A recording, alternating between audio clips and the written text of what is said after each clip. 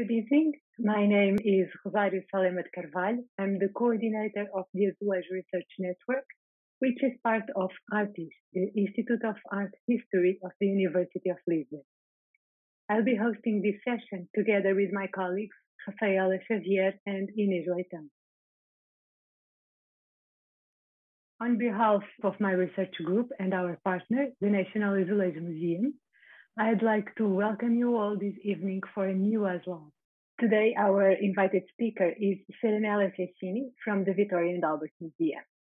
She was Collections Move Officer, but right now she is Assistant Curator for V&A East, a very recent promotion. So congratulations, Serenella, and thank you so much for having accepted our invitation. I know you have been especially busy this previous month, and I'm grateful for you making the time to be with us today. It's a great pleasure for me to welcome and introduce you.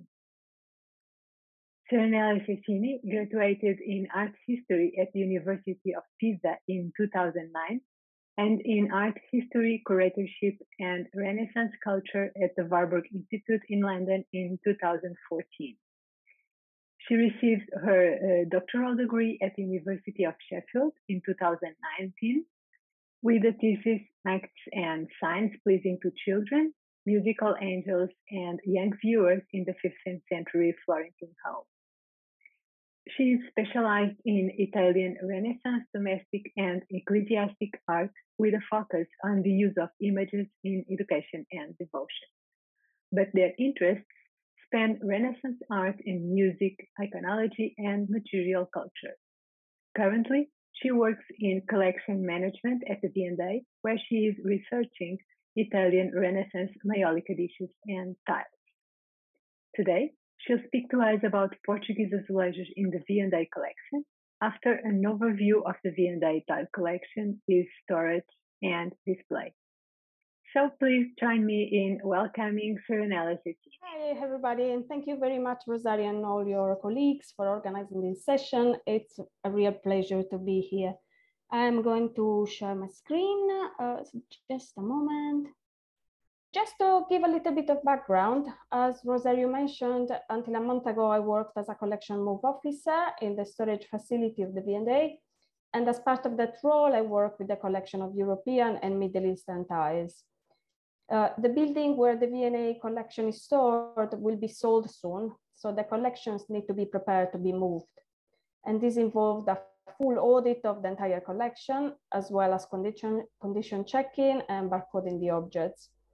Importantly, also, this provided a great opportunity to photograph the objects that did not have a color photo in the systems. So some photos I'll show you today actually come from that exercise. The V&A collection of tiles includes a range of different styles and techniques, starting from 9th century tiles produced in Samarra, Iraq, to modern times. Individual tiles and tile panels are on display in different rooms, including those dedicated to the ceramic collection on the top floor, as well as the galleries dedicated to medieval and Renaissance objects, or to geographical areas such as the Islamic Middle East, South Asian, and British galleries. The V&A collection of tiles numbers over 17,000 between tiles and tile panels, mainly from Europe and the Middle East. In the slide, you can see how some of the tiles are displayed in the galleries, and they range from framed panels, but we also have a section of ceilings and floors, as well as reassembled kilns and tile stoves. The study collection of tiles is currently stored at Blythe House, which is a Grade 2 listed building in London, shared with the British Museum and the Science Museum. As the building is up for sale, the collection is due to be moved to a new facility in East London soon, and it's being packed by an external contractor as we speak. The new collection center will be called V&A East Storehouse and will be open to the public and will offer more opportunities for direct contact with the objects in their stored location.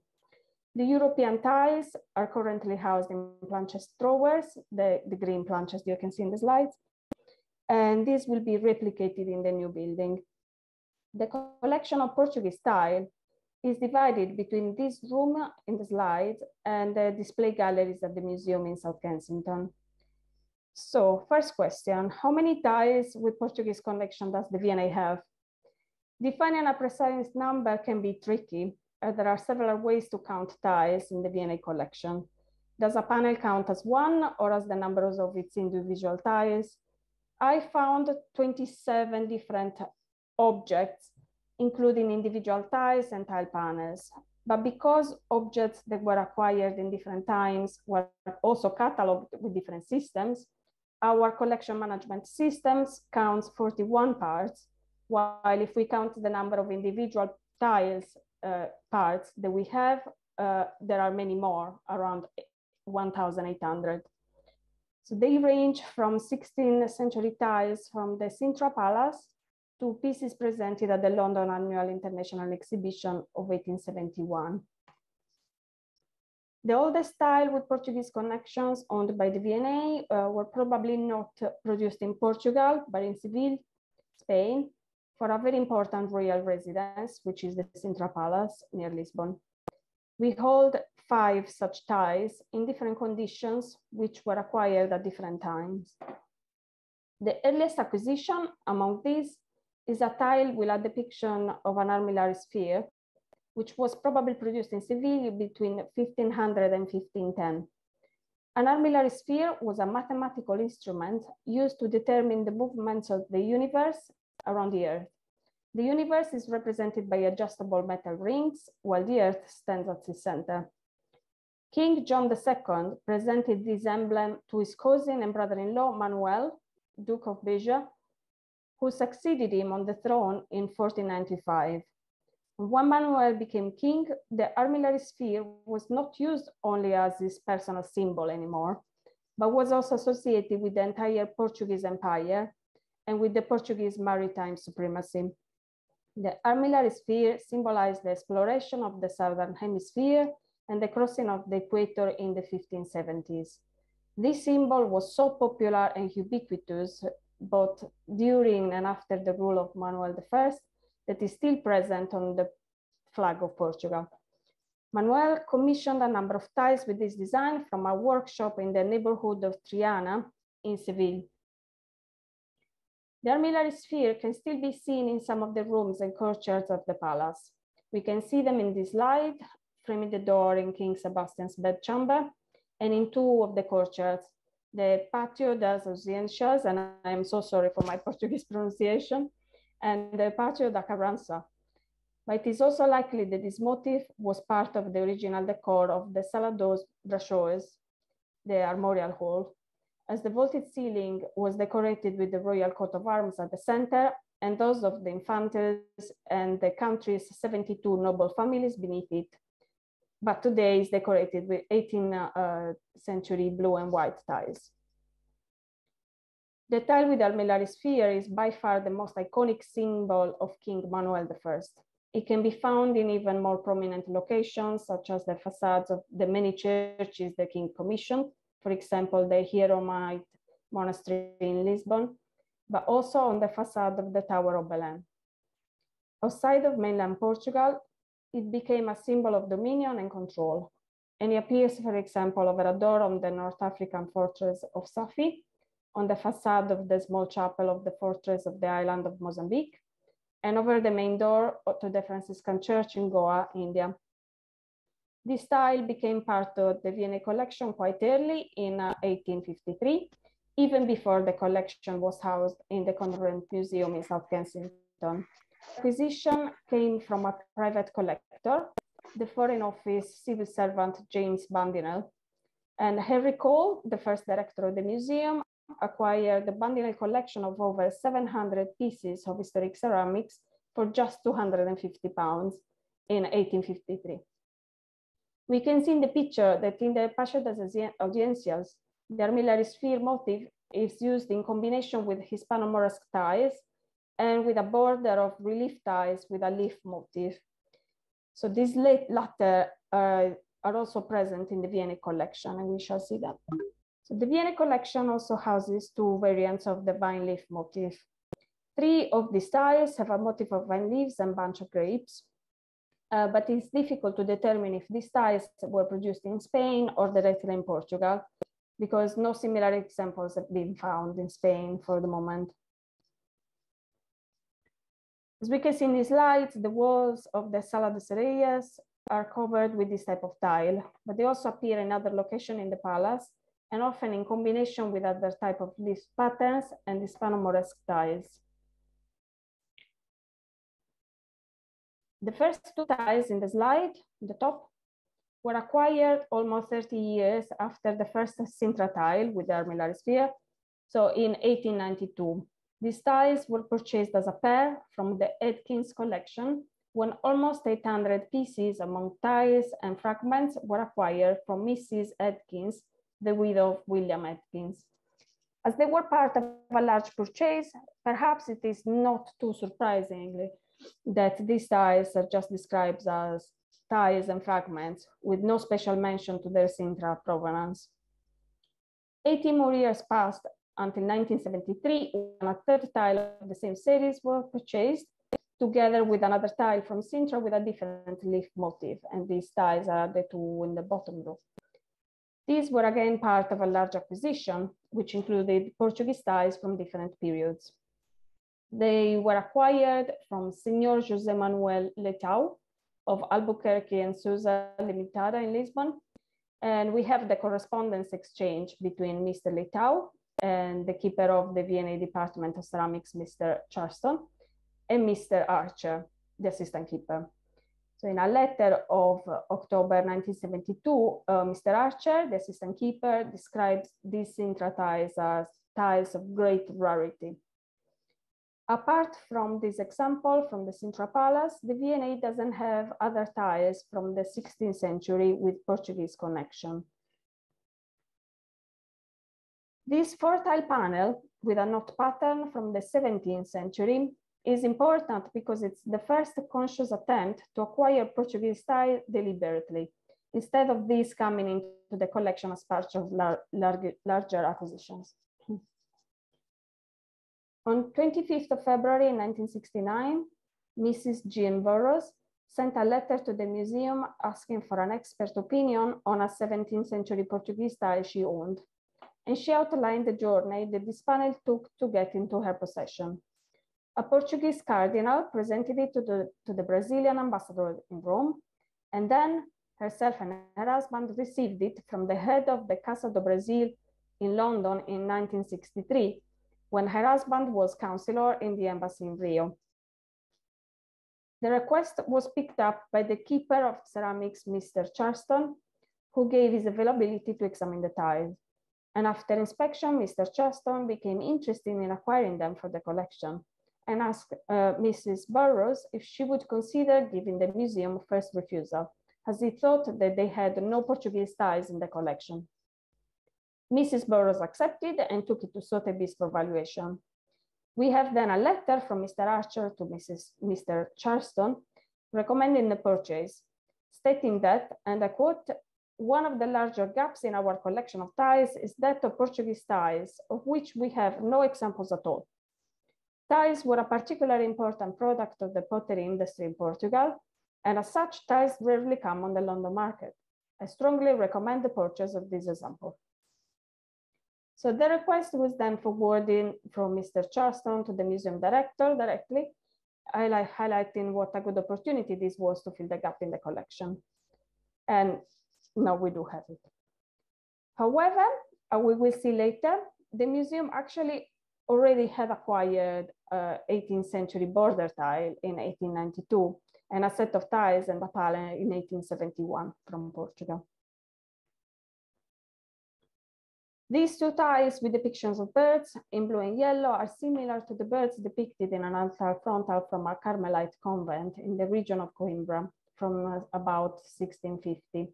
So we can imagine that these tiles also could have been part of a similar construction at some point.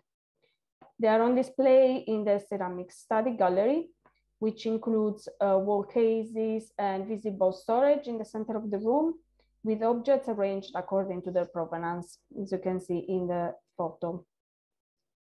The next two tiles have blue bands at the top and on the bottom. We suggested that they might have been framing a tile picture, especially the first, with a mask with foliate hair. A similar design can be seen in the Palace of the Marquis of Minas in Lisbon, although in that case, the border is composed of 2 rows of tiles. You can see the comparison in the slide. Then we have a series of 6 tile panels with repeating patterns, which is this slide and the next. The first one on the screen now is a panel of 20 tiles painted in blue with a cruciform motif, which is also on display in the same room as the tiles with the birds, room 137. And this is displayed quite high above the wall cases. And I was going through the tiles, I realized that the V&A also owns a fragment of a tile that matches the decoration on the border of this panel perfectly. But that was acquired almost 80 years earlier. It would be really interesting to understand if the fragment has something to do with this panel or if this was just a very popular pattern, so they both happen to have it. These are the remaining 5 panels, 4 tiles each, apart from the last one, which has 8. And these are all in storage at the moment. And I have attempted to recreate the mesmerizing patterns that they would have originally created. So we have an example of one of these, which I thought was quite nice. And then we have another one, which I just put together, repeating the pattern. And as I was doing this, I realized that the pattern created by tile C44 is identical to the decoration of the sitting beneath a window in the Quinta de Manique in Estoril, which dates from the end of the 17th century. The same acquisition from Senor Leitão of Albuquerque and Sousa also included several 18th century panels, of which 6 come from the music room of the Quinta Formosa in Lisbon. The central panel, which is now on the screen, is the largest, composed of 280 tiles. This type of wall decoration was very popular in the 17th and 18th centuries for grand houses and palaces, but also for convents and churches. The subjects depicted are quite appropriate to a music room, including musicians, dancers, although some look quite reluctant, and convivial scene. In a garden or a terrace, surrounded by architectural ornaments such as fountains, columns, and sculptures, within a false frame, which is also made of tiles, as was typical. These tiles have a special mention in the large acquisition from Senor Leitão. Senor Leitão explains the provenance in a letter to the keeper of the Department of Ceramic, Mr. Charleston. And he says that these 6 panels, quote, come from a palace on the east of Lisbon called Quinta Formosa. At the beginning of this century, the palace had been restored and the first row of tiles had been picked up to put wood frames. By chance, in the basement, we found boxes with some of the missing tiles. So this is an interesting, fortunate example of an entire room that was put back together with a fortuitous find of the missing tiles. And Mr. Archer, the assistant keeper, recognized the importance of this group of tiles and expressed the V&A's interest in purchasing them. And in a letter asking confirmation of funds to the director, described the 6th panel from the Quinta Formosa as forming a hideout of the highest quality. I don't know if you can see it in the slides, but the quality is really, really high of the depictions. Only the central panel is on display currently in the galleries, and it's part of the European galleries together with other objects that could have been part of domestic settings. These large 2 panels of 350 tiles each also entered the collection via the same acquisition. They depict Olympian gods, and the one on the right has Apollo and Marsyas, in a decorative Rococo polychrome frame with foliate and shell motifs. They come from the garden of the Quinta dos Azulejos in Carnage in Lisbon, where they flanked a fountain. They also had a special mention in the correspondence regarding the acquisition. In one of his letters, Senor Leitao described it as, quote, one of the two more important ensembles of tiles gardens in Portugal, and explained that he bought the tiles 5 years earlier when the farm wanted to be urbanized. So the acquisition from Senor Leitao included several examples of tiles from different periods. And this was a deliberate choice by the assistant keeper, Mr. Archer, who wrote to the keeper, Mr. Charleston, and I quote, these tiles and panels of tiles have been chosen with the greatest care in order to provide the museum with a representation of the main types of Portuguese tile production. The prices are very reasonable indeed, and we are unlikely to get such an opportunity again. I strongly recommend the purchase. And these tiles are also on display in the ceramic galleries. Then from about the same period, from the second half of the 18th century, we also have a tile panel that was actually made in Rotterdam in the Netherlands for a Portuguese church. It depicts the crucifixion, and it would have been part of a series of the 12 Stations of the Cross, which would have comprised 12 panels, usually displayed around the nave of a church. The last few tiles I will show you were displayed at the annual international exhibition of 1871 in London, and then acquired by the museum via Mr. G. Moe, Esquire of Moe & Co. Henry Cole, the first director of the museum, planned a series of international exhibitions in buildings near the newly built Royal Albert Hall, and the 1871 exhibition was the first one of the series. The exhibition was divided into 4 divisions: fine arts, manufactures, scientific inventions, and new discoveries, and horticulture. Ceramic objects fell under class 8 of the manufacture division, and visitors could buy a guide to the exhibition for 6p and not any object of interest. This first exhibition was highly successful with 1.1 million visitors. The Portuguese tile display included a series of 6 tiles of thin glazed earthenware with various designs, which are kept framed together and are currently in storage at Lighthouse.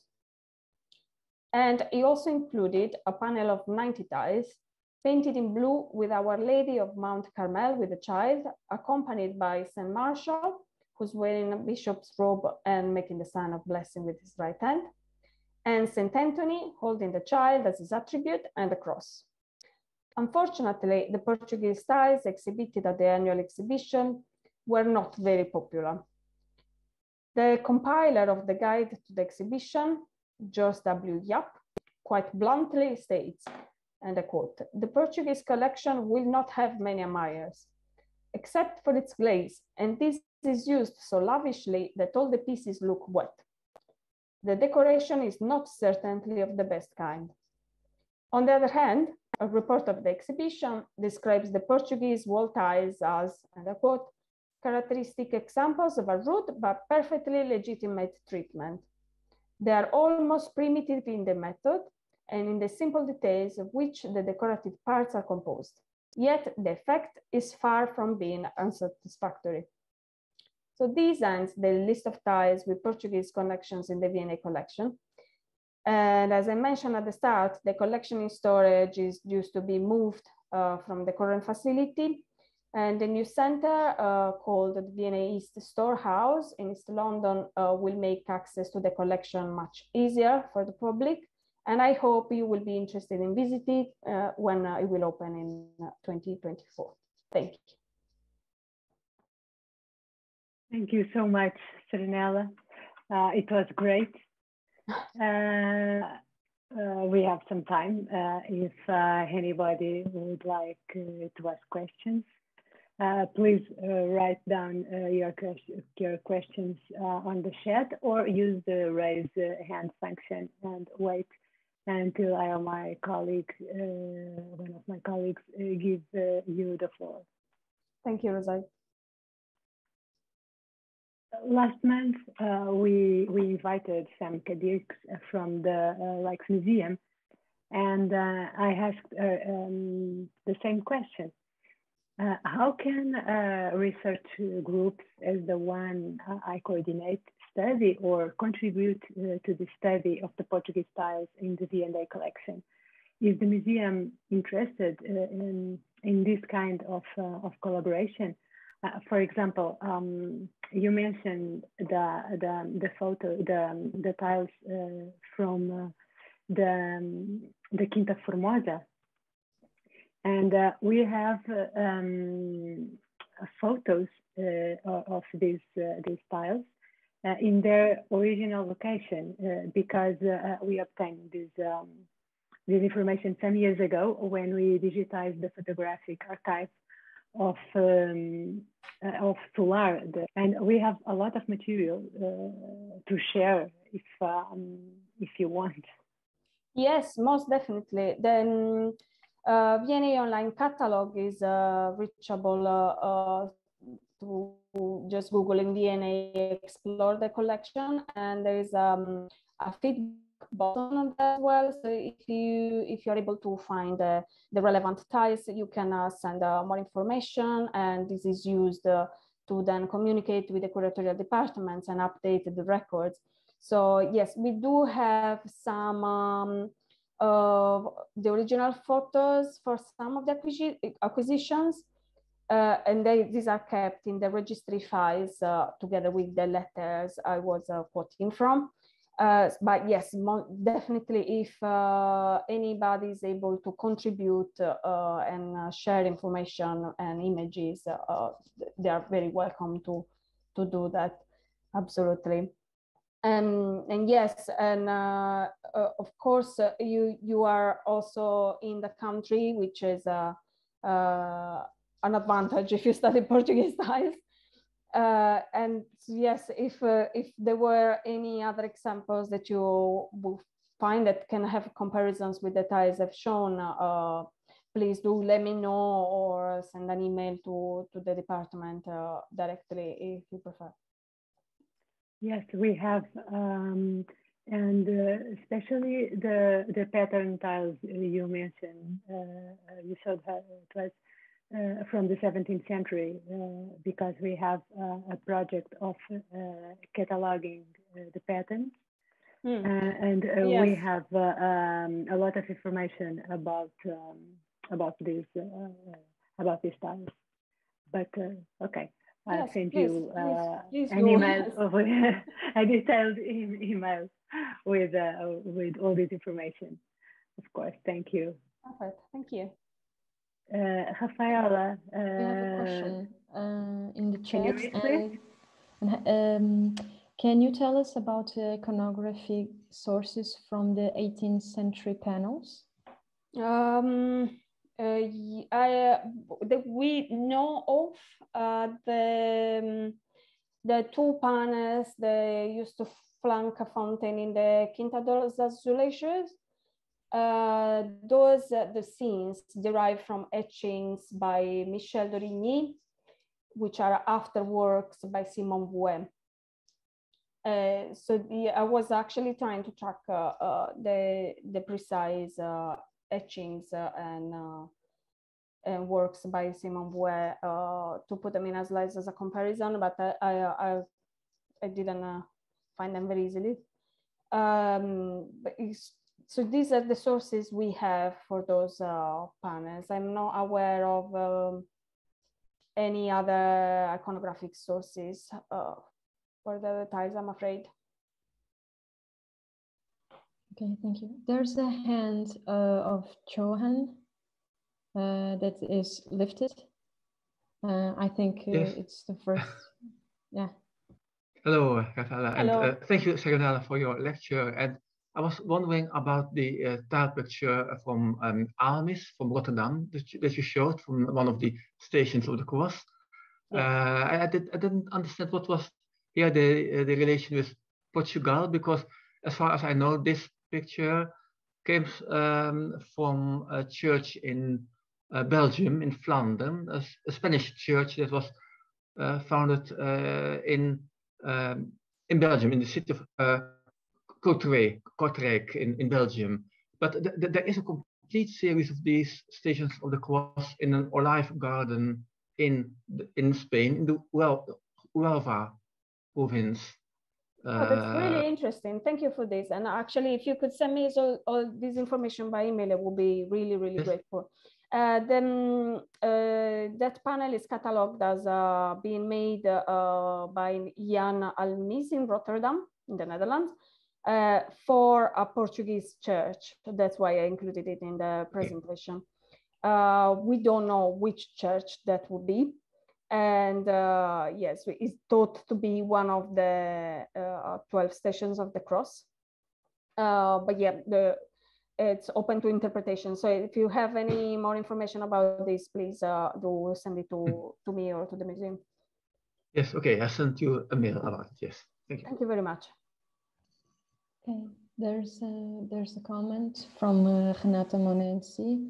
I was wondering if you can comment a bit more about the relationship between the international exhibitions of London and the creation of the V&A Museum collection of tiles.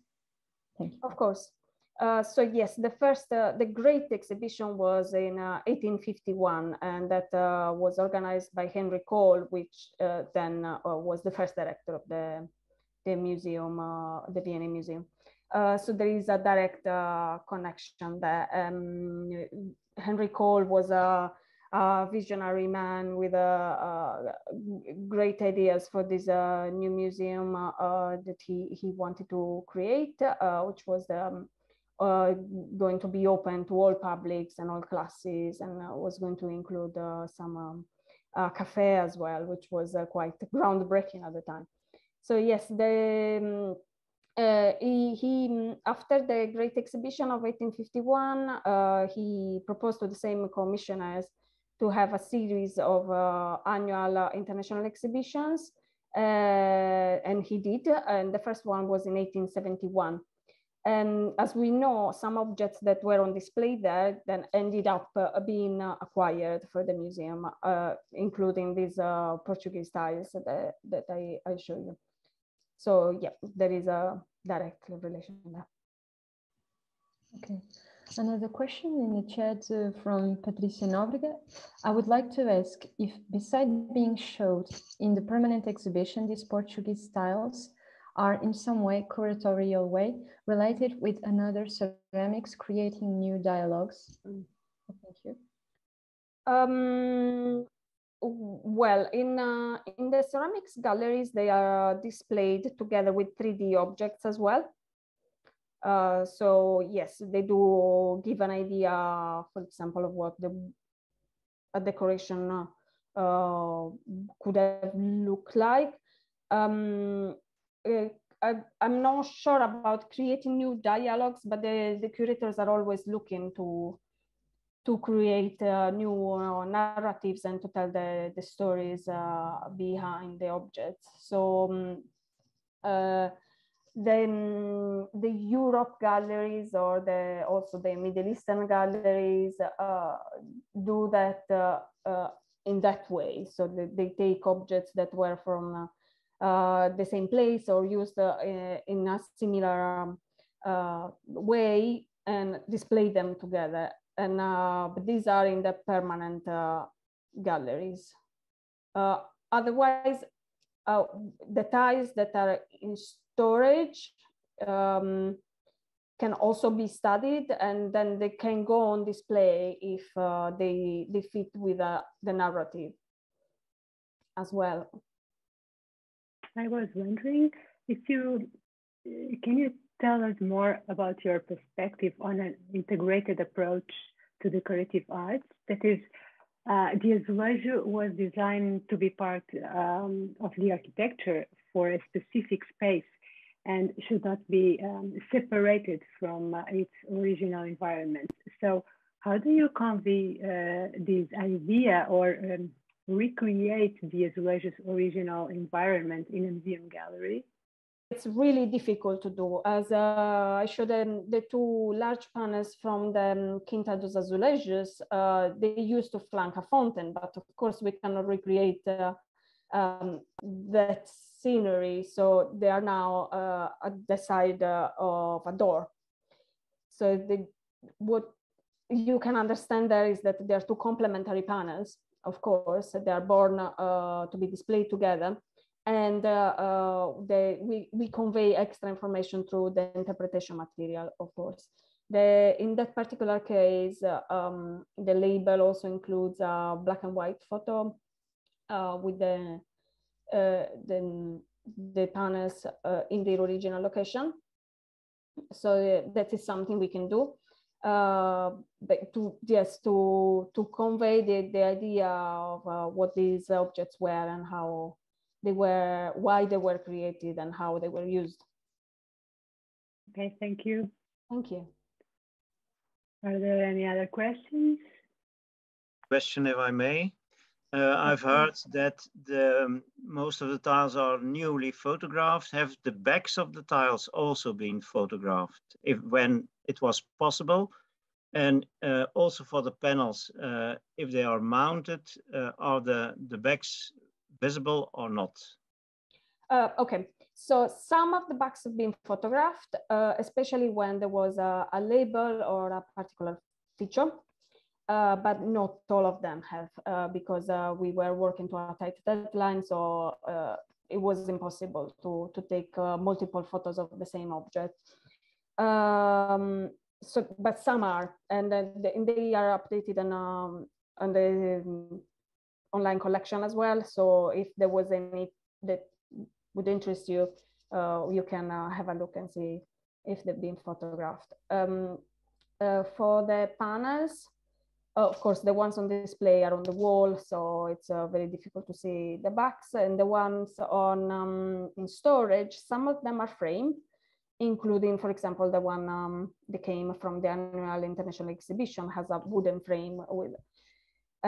So not always the back is visible, and they're also stored as if they were books in a bookcase. And they're very heavy and very difficult to move.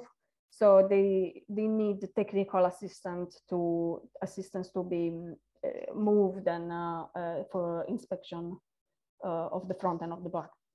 But yeah, it's not impossible. Okay, thank you. Thanks. Thank you again, Serenella. Thank you so much. It was a pleasure to be here. I hope you enjoyed. And I hope you will be able to visit the V&A if you haven't already, and the new facilities opening in the next few years. Definitely. Thank you so much for this amazing evening. And thank you all for joining us. Have a nice evening and see you soon. And thank you, Serenella. Thank you very much. Bye. Bye.